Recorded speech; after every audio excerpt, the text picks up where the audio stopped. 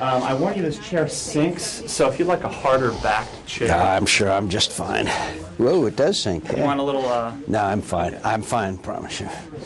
Fresh water for you. Okay, thank you very much. I apologize. We're in the midst of our membership. Things must be done. You know, just like I apologize for being at political fundraisers. Things have to be done. So part of the territory. Let's see the way the mic's positioned. Perfect. Okay. We're joined now in studio by U.S. Senator John McCain. He's a Republican from Arizona, of course. His new memoir is entitled Worth the Fighting For, and he's with us now in studio. Senator McCain, thanks very much for coming in. Thanks, Steve. Thanks for having me on. I should mention, in addition to the book, you're fresh off your hosting appearance on Saturday Night Live. How'd that go for you? I thought it was wonderful. It was a lot of work, but it really was an incredible experience, one I probably will never forget. And I managed to avoid drooling or falling down, so I guess it was a success. Ladies and gentlemen, Senator John McCain.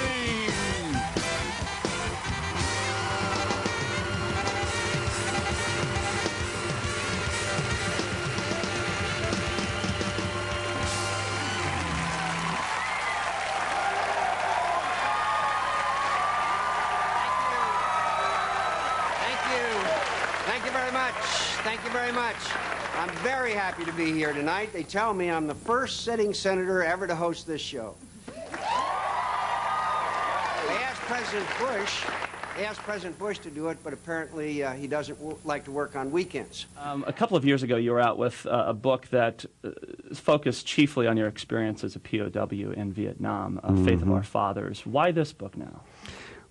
Well, it's sort of logical, I think. The other book ended when I left prison to talk about what happened afterwards, but also, far more importantly, I want to write about events and people that inspired me in my life, people that I had contact with and that I known and then it inspired me since I was at a very young age. The title of the book, Worth the Fighting For, is from Ernest Hemingway's book, For Whom the Bell Tolls, my favorite novel. At the end, the hero Robert Jordan, who has fought in the Spanish Civil War, is about to die, and he's back in front of his machine gun with his broken leg and says, "The world is a fine place and worth the fighting for, and I will hate to leave it." And that sort of inspired me early. People like Ted Williams, Theodore Roosevelt, John Tower, Bob Dole, Billy Mitchell, Zapata.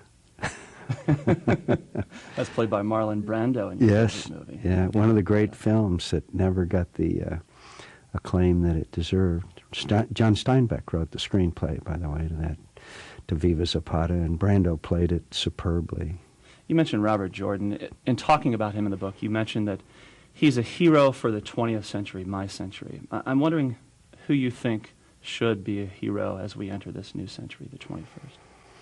I think the hero for the 21st century are the Robert Jordans of the United States, who are willing to serve and sacrifice for causes greater than their self-interest, whether they be a Peace Corps volunteer in darkest Africa to a leader that recognizes, as Theodore Roosevelt did at the beginning of the last century, that America has the greatest potential for greatness, so therefore the greatest potential for good in the world. Roosevelt is one of my great heroes, Steve, because he saw the potential of America. He saw how great we could be, and he moved it forward a great deal in that direction. One of the other things you talk about is your temper. Mm-hmm. Well, and that came up in the 2000 presidential campaign at different times. His temperament. Does he have the temperament to be president? What would you say to those who... Well, you know, I think legitimate anger over legitimate wrongs is a good thing.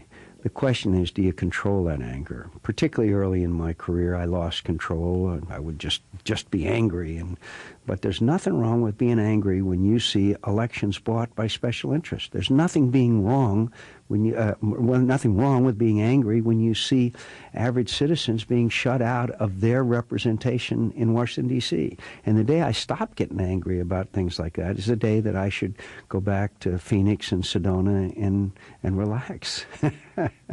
Last question for you, and then we have to wrap up. Sure. Throughout this book, you talk about heroes in your own life. Two of the biggest are your father and your grandfather. Mm-hmm. What do you think your father and grandfather would think of you? Oh, I think they'd say, you know, we warned him about his temper, but he's done pretty well. I would hope that Theodore Roosevelt, when we passed campaign finance reform, was thinking, well, at least we won another round of reform. And Robert Jordan, who was my hero, I think he would think, well, you know, the kid probably could maybe help me blow up a bridge. Senator McCain, thanks very much for coming Steve. in. Thanks for having me on. The memoir is entitled Worth the Fighting For. Senator McCain will be at Barbara's Bookstore in Old Town tonight at 7:30 for a book signing. Thanks. I always enjoy coming on. Thank you. All right. Hi. Senator. How are you? Nice to Very see good. you. How you Nice to doing? meet you. Good, good. Do you need to get a beverage or anything? Or No, are I you ready think to go to the next I'm ready. studio? All I'm right. ready. Are we ready, Carla? Okay. 5,266 folks. My brother-in-law, Jaime Cajigas, I think, was in charge of your Secret Service detail. Yes, indeed. Yes, indeed. How's he doing? Follow that, by the way, on our website. Good. Run the Irish Marathon. That's great. That's great. Does that Irish marathon, does that mean you have to have a couple of beers before you? Before you go? Well, thank you, Steve. I look forward to this. And this is, I do a program called To the Best of Our Knowledge, which Yes. airs on about 100 public radio stations around the country. So, Yes, indeed. so anytime... I've heard it. I've heard it. I've heard it. Oh, that's great. We're ready, Ready. Steve. Okay, wonderful. Why don't we, are you... I'm ready. Go ahead and start then. Okay, good. Senator McCain, at the beginning of your book, you joke about your public reputation. You say for someone in his mid-60s, you seem a bit old to be routinely described as a maverick. And you go on to say that you're not the most popular member of the Senate, and some people consider you self-righteous and a maverick pain in the ass. Mm-hmm. I have to say, these are rather unusual things for a politician to be saying. Well, I try to keep my reputation for straight talk and try to write an honest book as much as I can, not only about myself, but those individuals that inspired me and those who have been my role models. And some of them have had some flaws, maybe not as many as I have. How important is it for you to be liked? All of us like to be liked, but I have found, particularly in Washington, it's the most transient of all attributes. It's directly related to power and influence. And so I far prefer to be respected. There are those who work in the Senate and in the House and other public parts of public life who cultivate their friends and colleagues and are very popular, but are not very effective. And I think that the important thing is to try and get your agenda achieved as much as possible. And I think you do that by gaining respect rather than affection. You write about various people you have admired over the years, and I want to talk about a few of these people. One of them was the World War I hero, Billy Mitchell. Mm-hmm. Can you tell me about him?